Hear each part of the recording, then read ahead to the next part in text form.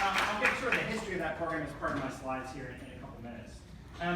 I'll also familiarize you with the room, even though I've been in this room many times, although this room is not 25 years old. We did it in other places previously. You don't realize that there was they entered into this space and they had this sort of like, it turned out their pet was kidnapped by some monsters. And they need to go into this factory where the monsters worked and rescue their pet from there. And along the way, they sort of encountered all these cool challenges.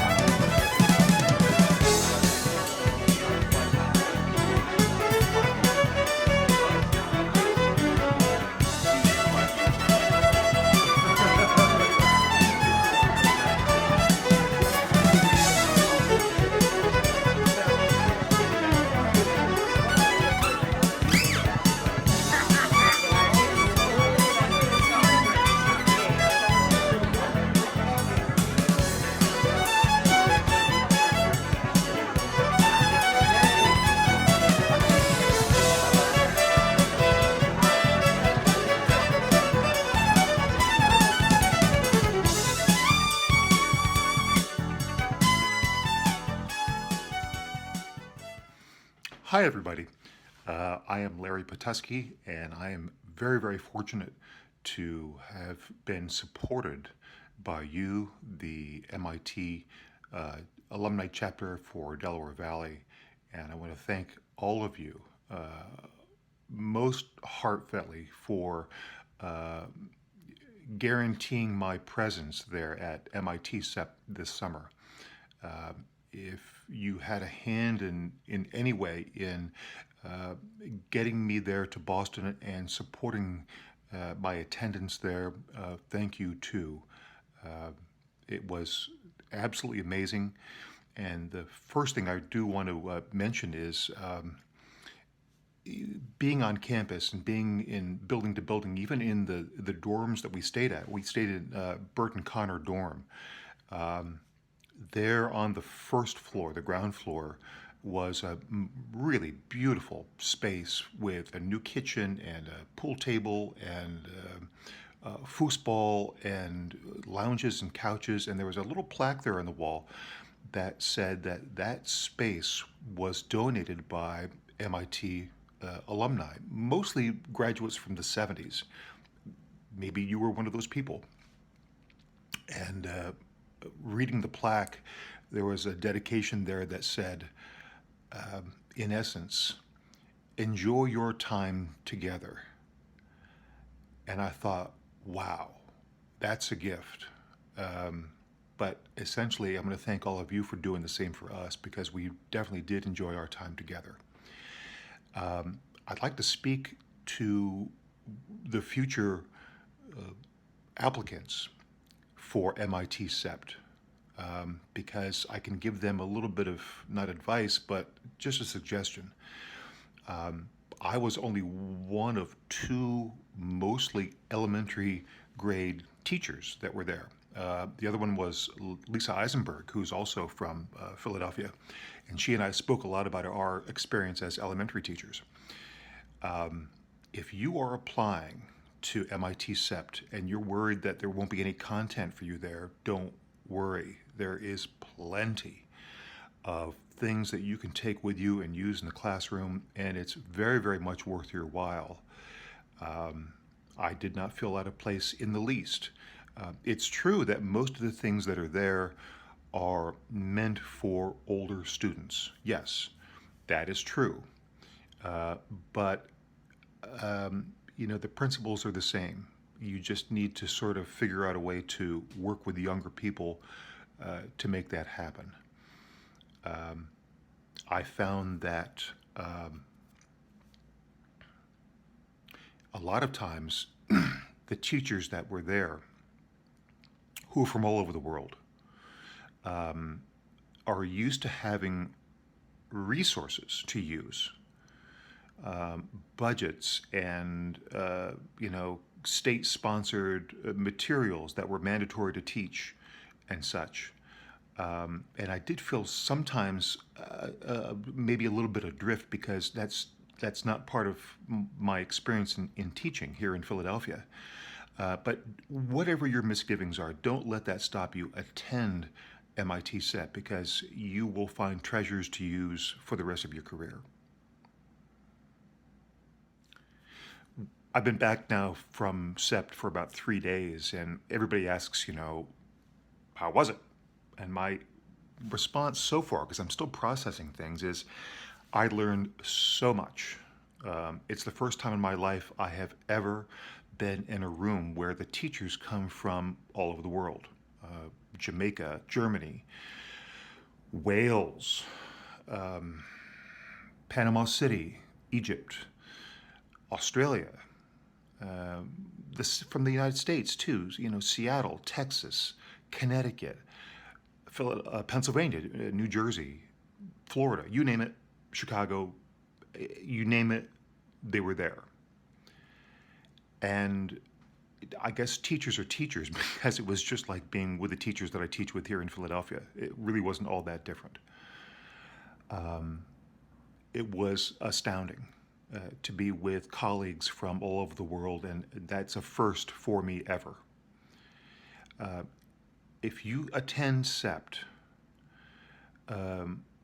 the MIT campus is a history, a study in architecture and public art as well.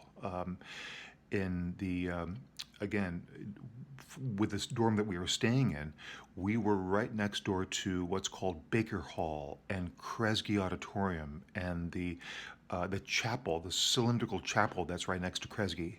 And these are the only buildings on campus that were designed by two Finnish architects back in the 1950s. And they stand the test of time. Take some time to learn about the buildings on the MIT campus. For me, the most fascinating building were the original buildings that the Great Dome encompasses, because those laboratories are very close together. They're made to study and research and produce. They're very comfortable to be in. But there's also a lot of public art that's available for free on the MIT campus. Do check out public sculpture by Alexander Calder, Louise Nevelson, Henry Moore. In the Great Dome building, there's a floor space. It's a hallway, basically, and the art is set into the hall by Saul Levinson. It's fantastic. It's not just learning about science facts and research and all that stuff. There's a lot of artwork there. And you have to look for it because it's there, but it's there to lift people up from the daily grind. And it's amazing what is available and what is offered there as far as artwork to make you happy. Oh, whoops, I made a little error there in checking my notes. That floor space I was just talking about, I listed as attributing to Saul Levinson. His name actually is Saul LeWitt.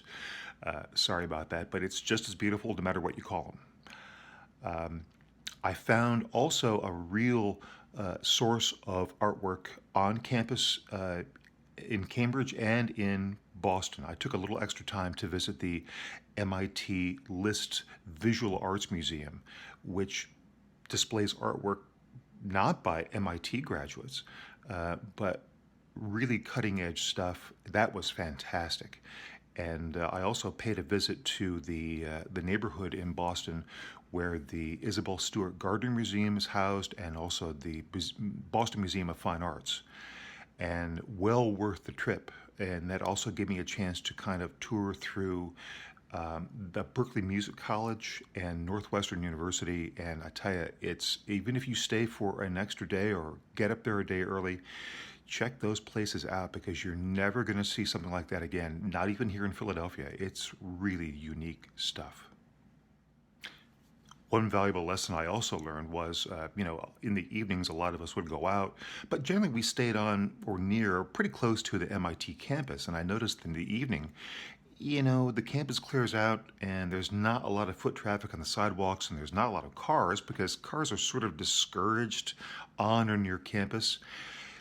Especially in Cambridge, if you can walk 2-3 blocks off campus, everything changes. That's where everybody lives, is closer to the heart of Cambridge. It's like being in California. It's vibrant. There's every kind of food you can imagine from all over the world. There's people, volunteering to play music in public and public art and juggling and you don't find that necessarily on campus. That's not necessarily where people live locally. Go to where those locals live, especially Cambridge. Cambridge was just fascinating. I saw, free music there while I was enjoying dinner. And I did a lot of people watching in Cambridge when I was there. I remember one evening there was just a really nondescript Asian American restaurant, no frills, and I saw so many various people, old, young, anything, coming in and taking out takeout. And I thought, that's where the locals know where the good food is. So I went inside and I got a table near the front door, and the food was fantastic. Most of it I ordered twice. I'm not ashamed to say that. It was so, so good. And the staff kind of saw that I was comfortable there. They liked that I was using chopsticks, which was great. And, they let me sit there for as long as I would order something. And they treated me like gold. And I had a sort of an epiphany there because there was a young student sitting right next to me at a table for two, but he was sitting by himself. And I know he was a student. I could see the ID tags on his bag, and if I had to guess how old this student was, early teens, younger than 15, older than 10, but really young. I'm sure super gifted. Asian American. And he was obviously a regular there. The staff treated him like their own family. And I thought, wow, how smart do you have to be to attend MIT at that age?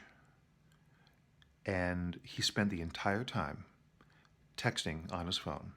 His nose was pressed right to the screen. And I got the impression that he was texting his family. And this was a routine that, he would work, probably doing research all day long. And this was his chance and the time to speak with his family. And I thought, what kind of pressures is it for a student like that to come with whatever language skills they have, but to have the language of science under their belt and work that far from home? And what must that feel like? What kind of pressure is that like? And then I thought, well, gosh, what kind of a teacher did this person have when they were super young to prepare them for a career or a stay like this or an education like this? I thought, I wish I could have talked to that teacher to find out, what did you do when that person was really young? Because that's my philosophy of teaching science to elementary grade students, is whatever's going on in high school and whatever's going on in junior high, that's what I want them to know, or at least know of. They don't have to study it. They just have to be aware that it is, like periodic table and using the real tools of science, like flasks and beakers or whatever, and safety procedures and that sort of thing. And I thought, what is it like for a person like that, so young and maybe alone or lonely, to study science in that kind of environment? How wonderful, but maybe the crushing pressure of it, it can't be easy. And I thought, if he can do it, I certainly can do it. I'm 60 now, and I could certainly learn something from that. And I think the students that I teach could also learn a lot of valuable lessons from that as well. I'd like to assure you this is the very last thing I'd like to offer and leave with. But before I do that, I'm going to thank everybody again. Just amazing. This late in my life to have an experience like being up there at MIT, it really was humbling. There's only one thing that I did not feel a good fit with. And I use fit in terms of, let me explain. I began my teaching career as a special education teacher, and I taught special education K to 12. And the reason that I teach science is because a lot of times when I was asked by students to help them understand a vocabulary word, and it could be botany, horticulture, germinate, gravity, I would use science experiments. Not without a written component, just for them to be able to touch things and experience and have them come to their own conclusions themselves, if they could, what gravity is or does or whatever. And I found that to be effective. And eventually someone said, why don't you just become a science teacher? It's kind of ridiculous, because you can reach more students that way. And they were right. And that's why I find myself teaching 600 and some K to 8 students at McCall Elementary in public school, Philadelphia.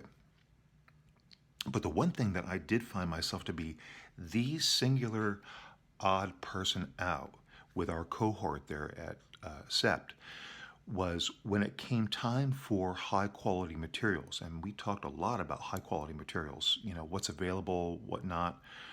The instructor would say, well, who's using this software package? And half the room would raise their hand. Or who is using this science program, with text and with materials? And, 2/3 of the room would use a program. I specifically went to MIT SEPT to study one of their study tracks called climate change. And that track ended up being canceled for the week because the instructor was gravely ill. And, God bless. I was talking to the German contingency and about how climate change is taught in Germany, and they said, well, we don't really have a national program, but each of the 16 German states provides all of the schools within that state with literally suitcases full of materials to study climate change, and then those suitcases are then distributed among all the science teachers in that particular state. Pennsylvania does not do that. Philadelphia certainly does not do that, and I felt most out of place in talking about materials, supplies to teach science. Now, again, I was the only elementary grade teacher there who did not have a budget to buy materials with. So I really felt like ashamed. And it passed. It's not a big deal. But, I had to answer truthfully. They said, well, where do you get most of your science materials? And I said, I search building sites for them. I pick through trash. I dive in dumpsters. It's effective. I get what I need and that I move forward. I think they thought that I was kidding. And I think they thought I was slightly lunatic. But my point was this. There was one function there at MIT where we were treated to a very, very fine lecture from a woman who worked for a nonprofit. And she was sharing with us these science packages that were geared towards teaching engineering towards K and pre-K, so very young elementary students. And I really felt like getting up and hugging her. And then the other shoe fell, because at the end of that presentation, she said, well, these are available for a very, very reasonable price. And I thought, oh, it's a sales pitch, and nothing against that. But so I did some math, and I figured for me simply to buy the workbooks from this nonprofit for my 650 some kids, just for the workbooks, no materials, just for something to then take notes in, would have tallied up to about $12,000. And I thought, I pay for my own supplies. I can't afford that. Neither can my school. My school won't do it. And it occurred to me that if America wants students to learn engineering, they have to start as early as possible, and they have to make those resources free. If they're not free for students, as they are in every other country that I talk to, our students are not going to master them in time to attend college, to go into science careers. So, like I said, I had an epiphany. I am now going to become an activist in my spare time. And I'll speak to anyone. Maybe you know someone who I could speak to. Because I do not think an education should cost someone something, especially when you can do it as cheaply as you can teach science. You can teach science of water for free, but the students have to know what direction to go in. If a nonprofit creates digital content, it should be available for free. If they have materials that are vital, they should be for free.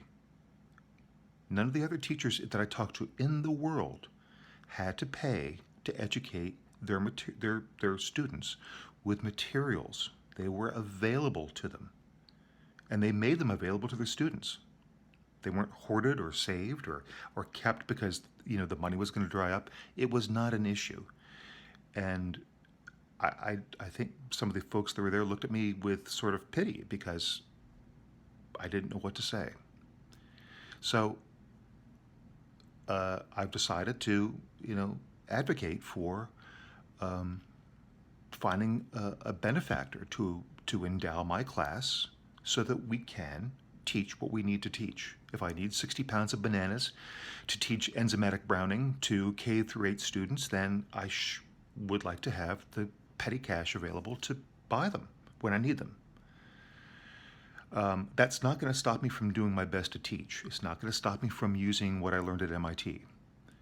But that's the biggest thing that I'm taking with me is I need to fight for my students to have the same opportunities that are available to many other people in this country and seemingly to the rest of the civilized world.